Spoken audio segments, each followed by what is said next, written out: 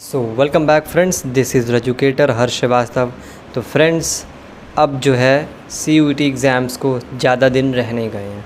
14 मई से आपका एग्ज़ाम जो है वो स्टार्ट होने वाला है और आपका एडमिट कार्ड जो है हो सकता है जिनका एग्ज़ाम 14 को उनका 9 मई तक एडमिट कार्ड आ जाए, क्योंकि NTA ने कहा था कि 4 दिन पहले आपका एडमिट कार्ड वो लोग आपके पेपर से 4 दिन पहले रिलीज़ कर देंगे। तो 9 मई तक आपका एडमिट कार्ड मोस्ट प्रोबेबली जिनका 14 को पेपर है वो आ जाएगा और जिनका 15 को है उनका 10 को आएगा। करते करते आपके अलग अलग दिन पे एडमिट कार्ड्स आएंगे। तो अब देखते हैं मैंने ये वीडियो में क्यों बनाया है। आज मैं बात करने आया हूँ आप सभी के लिए जिनका पेपर 14 से है उनको क्या करना है, जिनके पेपर में अभी 10 दिन बचे हैं, 5 दिन बचे हैं, 6 दिन बचे हैं, 1 हफ़्ता बचा है, 15-20 दिन बचा है, जिनका 28 या 30 वगैरह 30 मई तक पेपर है। तो उनके लिए मैं सब कुछ बताने आया हूँ कि उनको अब कैसे अपनी प्रिपरेशन करनी है, किस तरह से अभी आगे पढ़ना है, ये चीज़ मैं डिस्कस करने आया हूँ। तो देखिए, सबसे पहले स्टार्टिंग में पेपर है 14 मई से, तो गिन के आपके पास 4-5 दिन रह गए हैं। अब आप कुछ नया करने के पीछे मत भागिए। जिनका 14 या 15 को कुछ नया करने के पीछे अभी मत भागिए। आप जितना आपने पढ़ा है उन चीज़ों को रिवाइज़ करो। रिवाइज़ कैसे करना है, वापस से उसके टॉपिक को पढ़ने नहीं जाना है, नोट्स बैठ के पढ़ना नहीं, पलटना, रिवाइज़ नहीं करना है। आपको करना ये है कि बस उठाना है आपको जो क्वेश्चंस हमने प्रैक्टिस किए हैं। क्वेश्चंस प्रैक्टिस किए होंगे ना आपने, जो भी आप अगर नहीं भी किए हैं, मैं बता रहा हूँ लास्ट मिनट पे भी 4-5 दिन में पढ़ के भी आप ठीक ठाक स्कोर कर सकते हो। तो आपने नहीं भी क्वेश्चंस प्रैक्टिस किए तो PYQs वगैरह बहुत सारे यूट्यूब पे किए हुए, बहुत सारे टीचर्स ने कराए हुए हैं चैप्टर वाइज। अगर उनको ख़त्म कर सकते हो 4-5 दिन में, से बहुत मुश्किल है।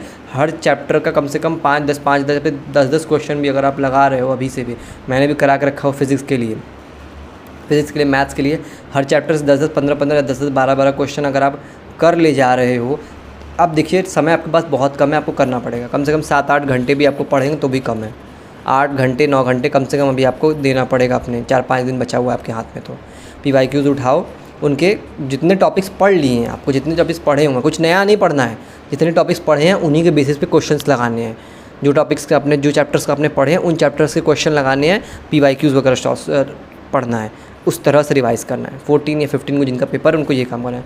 16-17 जिनका पेपर है वो अपना एक आध चैप्टर अगर उनका छूटा हुआ है तो उसको पढ़ने के बाद फिर उससे क्वेश्चंस को लगाएं, ये कर सकते हो। और जिनका 10-15 दिन बचा हुआ है उनको भी मैं बता दूं। और अब देखो, अब ज़्यादातर जिनका 14 या 15 का पेपर है वो मॉक वगैरह के चक्कर में ज़्यादा ना पढ़ें। बहुत ज़्यादा एक पेपर और लगा लें मॉक के लिए, एक मॉक दे लें, ताकि उनको मालूम रहे कि एग्ज़ाम में बैठना कैसे। अगर अभी तक आपने एक भी पेपर नहीं लगाया, एक भी मॉक नहीं दिया हुआ है, तो 1 मॉक या 2 मॉक कम से कम दे लीजिए, ताकि आपको आइडिया लग जाए कि एग्ज़ाम में टाइम मैनेजमेंट कैसे करना है। सबसे बड़ी बात है टाइम मैनेजमेंट। CUET एग्ज़ाम में क्वेश्चन का लेवल मतलब ठीक ठाक होता है, JEE से थोड़ा कम ही होता है, ये मैं बता दूँ आपको, JEE से कम ही होता है। तो अगर बस उसमें दिक्कत क्या होती है कि टाइम बहुत कम होता है। टाइम मैनेजमेंट CUET के पेपर में बहुत ज़रूरी होता है। 1 घंटे का टाइम मिलेगा, वो फटाक से बीत जाता है, बहुत ज़्यादा समय आपको मिलता नहीं है। तो दिक्कत आपको यही पड़ती है। तो इसके लिए आपको 1 या 2 पेपर मॉक अगर लगा सकते हो, टाइम सेट करके अपना 1 घंटे में इस पेपर को ख़त्म करना है, वैसे करके 1 मॉक या 2 मॉक लगा लो। और उसके अलावा जो टॉपिक्स आपके नहीं पढ़े उनको छोड़ दीजिए, कोई ज़रूरत नहीं है पढ़ने की। जो पढ़े हुए टॉपिक्स हैं उनको अच्छे से क्वेश्चंस उनके प्रैक्टिस करिए। और जिनका 10-15 दिन या फिर 20-22 दिन बचा हुआ है, जिनका बहुत लोगों का पेपर 1 जून को या 2 जून को, 2 जून को भी पेपर है उनका। तो जिनका ऐसा उनके साथ जिनका सिनेरियो भी बहुत दिन बचे हुए हैं, उनको क्या करना है, उनको करना ये है कि जो भी चैप्टर्स अभी तक आपने जितना कवर किया है उसके लिए कम से कम 1-2 घंटा, आपको भी 7-8 घंटे कम से कम पढ़ना है। 1-2 घंटा उसको रिवाइज़ करो, अलग अलग क्वेश्चंस को लगाओ, PYQs को। अब ज़्यादा से ज़्यादा अलग अलग इधर उधर बुक से नहीं लगाना है, PYQs ज़्यादा से ज़्यादा लगाना है। यूट्यूब पे बहुत सारे टीचर्स ने PYQ कराया, मैंने कराया हुआ है, मेरे देखो या किसी और के भी देखो, जहाँ से आपको कंफर्टेबल लगे वहाँ से आप देखो। मैं ये नहीं करा हूँ मेरा ही बस देखो, मैंने भी कराया हुआ फिज़िक्स और केमिस्ट्री के। हमारे चैनल पे भी लगभग सारे फिज़िक्स केमिस्ट्री के सारे चैप्टर्स के PYQ कंप्लीटेड है। प्लेलिस्ट बनी हुई, जाके देख सकते हो आप प्लेलिस्ट सेक्शन में, फिज़िक्स केमिस्ट्री दोनों का। मैथ्स का हमारे चैनल पर नहीं होता है अभी, फिज़िक्स केमिस्ट्री अवेलेबल, जाके देखना है देख सकते हो। नहीं तो और किसी चैनल पर भी जाके आप देख सकते हो, जहाँ से आपको कंफर्टेबल लगे। PYQs को सॉल्व करो और कोई इधर उधर की चीज़ें मत करो। जो चैप्टर्स आपने पढ़े हैं उनके 1-2 घंटे रोज़ पर डे रिवीजन के लिए दो उनको। और बाकी कोई चैप्टर्स छूटे हुए हैं उनका 1 शॉट देखो, 1 घंटे में 1.5 घंटे में 1 शॉट 2x या फिर 1.5x की स्पीड पर ख़त्म करके हटाओ 1 शॉट को। उसके बाद फिर फटाफट क्वेश्चंस लगाना बहुत ज़्यादा ज़रूरी है। क्वेश्चंस नहीं लगाओगे आप तो बहुत दिक्कत होगी आपको एग्ज़ाम में, टाइम मैनेजमेंट में बहुत प्रॉब्लम होगी। और टाइम लिमिट सेट करके लगाना है कि इतने दिन में मुझे ये क्वेश्चन ख़त्म करना है। समझ रहे हो, बिना क्वेश्चन किए आपको नहीं जा कुछ हो सकता है। अब मॉक भी 1-2 मॉक आप 2 कम से कम मॉक अभी दे दो आप, 2 या 3 मॉक दो, जिनके पास 15-20 दिन बचा हुआ है 2-3 मॉक आप दो। अगर 2-3 या 4 मॉक आपने ऑलरेडी पहले से दे के रखा हुआ है तो कोई दिक्कत नहीं है, बिल्कुल टेंशन नहीं, तब आराम से अपने क्वेश्चन को प्रैक्टिस कर लें। तो 1 या 2 मॉक आपको देना ज़रूरी है, ताकि आपका टाइम लिमिट जो है तो उसमें आपको कैसे टाइम को मैनेज करना ये आपको मालूम रहे कि आपको इतने देर में इतने क्वेश्चन करने, इतने देर में इतने क्वेश्चन करने, सब कुछ आपको डिसाइडेड रहे। एग्जाम में जाकर आपको ये सब नहीं सोचना है कि ये मिनट मेरे, क्योंकि आपके पास 1 घंटे रहते हैं, उसमें क्या क्या सोचो क्या नहीं सोचोगे। सबसे पहली बात, एग्ज़ामिनेशन हॉल में जब आप बैठोगे, पेपर देखते ही घबराना नहीं है, सबसे बड़ी बात ये है। बहुत लोग होते हैं पेपर देख करके घबरा जाते हैं तुरंत, पहला क्वेश्चन नहीं आ रहा है, दूसरा क्वेश्चन नहीं आ रहा है, यार तीसरा चौथा ट्राई करो, क्या पता वो आपको आ रहा हो, वो ईजी क्वेश्चन हो। ये घबराना नहीं है, ठीक है। जो नहीं आ रहा है उसमें बुक मार्क करने का ऑप्शन होता है, बुक मार्क कर दोगे आप तो वो क्वेश्चन टिक रहेगा जो आपने छोड़ के रखा हुआ है, जो अटैम्प्ट किया है वो आगे बढ़ते जाओगे आप, उस टाइप से होता है उसमें, तो उस टाइप से आप देख सकते हो। घबराना बिल्कुल नहीं है। पानी की बॉटल, एक ट्रांसपेरेंट बॉटल, मैं इस पर वीडियो बना दूँगा क्या क्या चीज़ें ले जा सकते हैं एग्जामिनेशन हॉल में, क्या क्या नहीं ले जा सकते, उन सब के ऊपर मैं वीडियो बना दूँगा।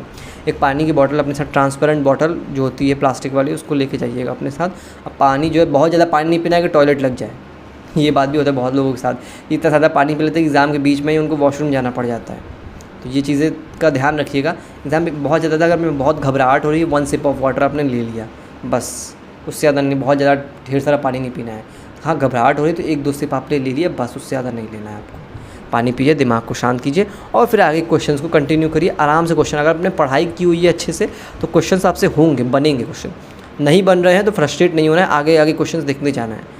कुछ क्वेश्चन ऐसे होते हैं कि मतलब आपने 1-2 क्वेश्चन आपने गड़बड़ हो गया, तो उसके बाद आते हुए क्वेश्चन आपको नहीं आते हैं, उसके बाद आपको जो सिंपल क्वेश्चंस हैं उनकी तरफ आप रुख मोड़िए, उनको देखिए। जब सिंपल क्वेश्चंस आप अटेम्प्ट करोगे, हो जाएगा अगर मैं आपसे, तो आप जो है जो हार्ड क्वेश्चन जो आपने छोड़ के रखा है उसको लास्ट में आकर के वापस देखिए, तब वो क्वेश्चन, बहुत सारे केसेस में ऐसा होता है कि जब आप सिंपल क्वेश्चन सारे अटेम्प्ट कर लेते हो आपको कॉन्फिडेंस लेवल बढ़ जाता है, तो जो वही हार्ड क्वेश्चन स्टार्टिंग में आपको नहीं आते रहते हैं, लास्ट में जब आप उनको चेक करते हो तो वो आपको आते रहते हैं। तो ये चीज़ों का आपको ध्यान रखना है, फ्रस्ट्रेट नहीं होना है एग्ज़ाम में। जितनी पढ़ी हुई रहेगी उतना पढ़ा है आपने, अपने ऊपर कॉन्फिडेंस रख के जाना है एग्ज़ाम में। घबराना बिल्कुल भी नहीं है एग्ज़ाम में। क्या हो यार, एक पेपर ही तो है, कोई बहुत बड़ा, बहुत नॉट बिग डील, बहुत ऑप्शंस हैं आपके पास, कोई दिक्कत नहीं है अभी के लिए, लेकिन यही ऑप्शन है। अभी आप अच्छे से पढ़ाई कीजिए, मैंने बता दिया है। 4-5 दिन बचा है तो किस टाइप से प्रिपरेशन करनी है, 15-20 दिन बचा हुआ है तो किस टाइप से प्रिपरेशन करनी है, ये सारी चीज़ें हैं। बाकी चैनल से जुड़े रहिए, चैनल को सब्सक्राइब करिए, बेल आइकन को प्रेस करिए ताकि आपको ऐसी हर एक अपडेट टाइम पे मिलती रहे। मैं बीच बीच में आपको गाइड वाइड करने के लिए आता रहूँगा। कोई भी डाउट हो कमेंट सेक्शन आपके लिए खुला हुआ है।